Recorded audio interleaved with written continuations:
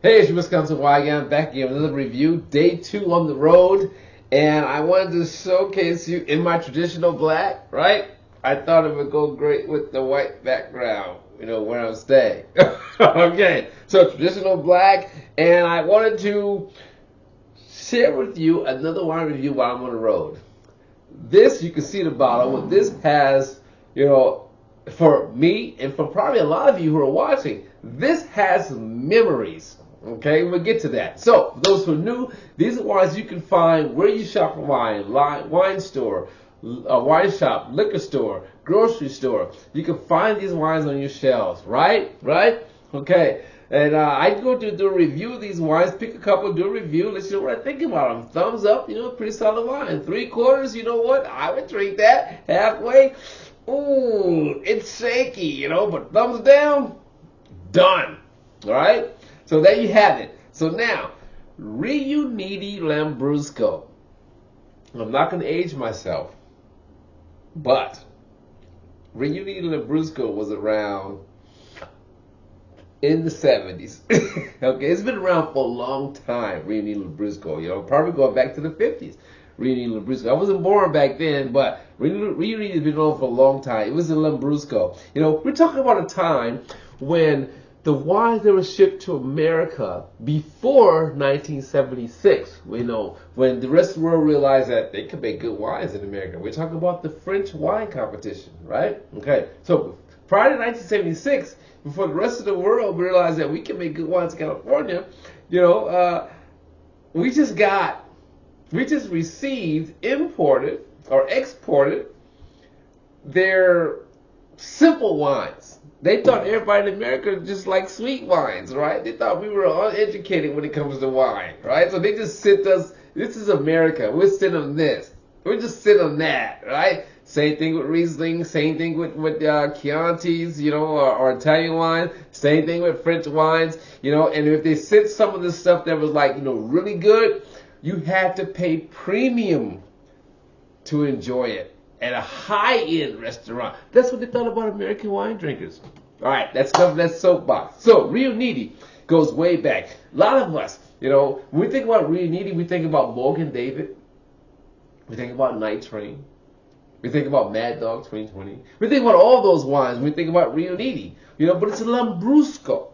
Okay, Lambrusco, the grape in the name, is a style of wine. Now today, Lambrusco, the grape in the style, can come also in dry styles, and Lambrusco white, right? Okay, so it has evolved. But for most of us, this is what we think of Lambrusco from Emilia Romagna. Okay, this is what we think of Lambrusco. Riunite, or there's a couple. Cello is one brand. There's another brand that just slips my mind, but that's what we think of when we think of Lambrusco. But Riunite has been around for a long time, and we all know Riunite. So this comes in at 8% alcohol. Okay, it has a sweet meter too. Isn't that cool? I like when I put that on the back of the bottle. It's a sweet meter right here. This is a sweet meter of in medium sweet meter. Okay? Now, the thing about Lambrusco wines in general is that you'll get a little bit of fizz on a lot of those wines, especially the reds, okay?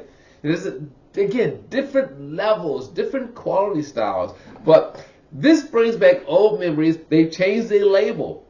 I wish I was able to find, and I see if I can find an old label so I can put it in the video, but they changed their label. You got to modernize. You got to attract the new wine drinker, right? But those of us who've been drinking wine for a long time, I don't care what label you use, Riunite the name, and Lambrusco is going to always be the same. Okay? So, we're going to get into taste. Screw cap! Screw cap means, if it went in the bottle, you can see, I don't know if you can see that, but I can see that. There's a little bit of fizz around the bottle. But Lambrusco has a little bit of fizz to it. And you can kind of see it in the bottle here. So Lambrusco, nose, let's just get straight to it, right? Nose, oh wow. Subtle floral.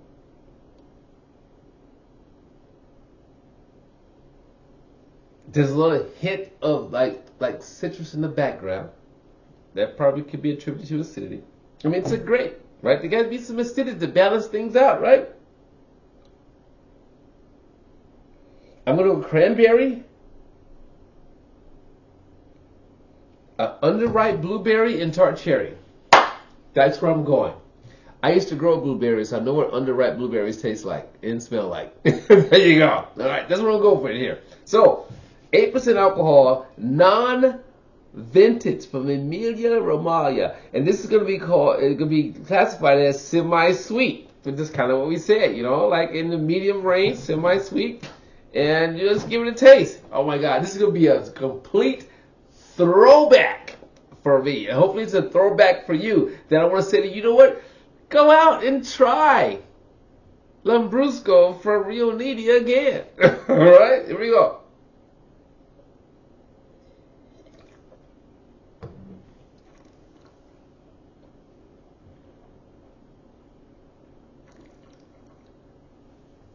Wow.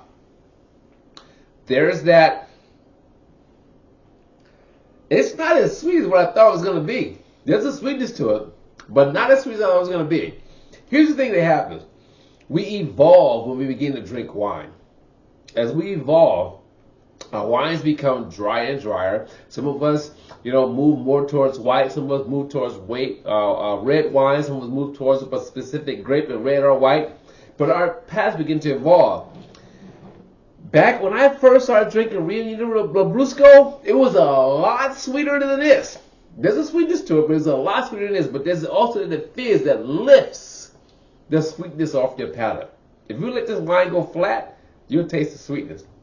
But that little fizz that exists there lifts the sweetness off your palate. Makes for a great summer drinking wine on a nice hot day. Thoroughly chilled. But will make a great sangria. Also, it's underrated Lambrusco, especially in this style. It's underrated Lambrusco. Back in the day, Lambruscos were sweet coming to us. Today, we're a lot more sophisticated in our palates, right, in America. So you can't just consider this sweet stuff because we're ignore it. They had to change the formula a little bit, so we can continue to get that American market. So, here's me with Lambrusco. I have some other Lambruscos I'm going to introduce to you, but right now we're talking about this one. Here's a Riunite Lambrusco. I'm going to give this a 3/4 because it's not what it once was. There's still a sweetness. And some of us may have a psychological block on it because of what it was. It's not what it was. It's refreshing. It makes a good summer drinking wine. In fact, this would be a good wine during the holiday season for everybody to drink. Just have fun. Just a wine to have fun with. So 3/4 on Lambrusco is non-vintage. It's a lot. It's not as sweet as what it once was when I first tried it. 8% alcohol. You can't go wrong with it. 3/4. There you have it. Send me all your comments if you disagree, because I want to hear them. Tell me. This is your Wisconsin wine guy saying is always let your palate be the guide. Let me pour some more here. When selecting your wine, I'm going to enjoy this throwback to the past, which isn't an actual throwback to the past because the wine has changed. Every winery, as the palate changes for their brand, they change the formula of their wines. See you next time. Ciao.